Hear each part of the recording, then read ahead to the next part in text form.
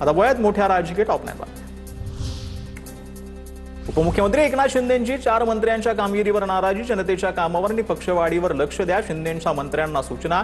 शिंदेंकडून मंत्र्यांना खांदेपालटाचा इशारा, सूत्रांची माहिती। आपण सेवक आहोत, मालक नाही, शिंदेंचा नगरसेवकांना कानमंत्र। मालक म्हणाल तर पुढील निवडणुकीत 9-2-11 व्हाल। केडीएमसी मधील पक्षातील नगरसेवकांना शिंदेंचं मार्गदर्शन। सिद्धिविनायक मंदिर दान चोरी प्रकरणी ऑडिटचे आदेश, 5 वर्षात दानातून आलेल्या पैशाचा आणि दागिन्यांचा ऑडिट होणार। उपमुख्यमंत्री शिंदेंनी ऑडिटचे आदेश दिल्याची सूत्रांची माहिती। मुंबईकरांच्या पैशाचा महापौरांच्या लहरीनुसार वापर सुरू, आदित्य ठाकरेंचा आरोप। बंगल्याचं नूतनीकरण झालं असतानाही आता पुन्हा सुशोभीकरणाचा घाट, म्हणूनच भाजपला मुंबई पालिका जिंकायची होती, आदित्य ठाकरेंची टीका।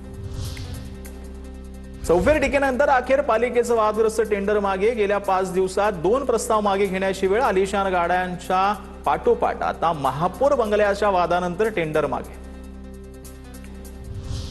लोकप्रतिनिधींच्या विकास कामात कंत्राटदाराकडून खंडणी वसूल करणाऱ्या जुल्फिकार टोळीवर मकोका लागू, बंदुकीचा धाक दाखवून जीवे मारण्याची धमकी देत 25 लाखांची खंडणी उकळण्याप्रकरणी कारवाई।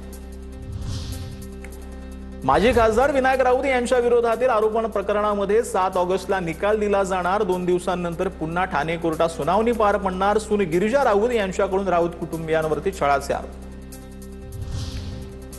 बीड, परभणी आणि संभाजीनगरमधील 3 लोकप्रतिनिधींना अपात्रतेचा दणका, कुणबी जात प्रमाणपत्र अवैध ठरवलं, जाणीवपूर्वक अधिकाऱ्यांवर दबाव टाकून सरकार प्रमाणपत्र रद्द करतंय, जरांगेंचा आरोप।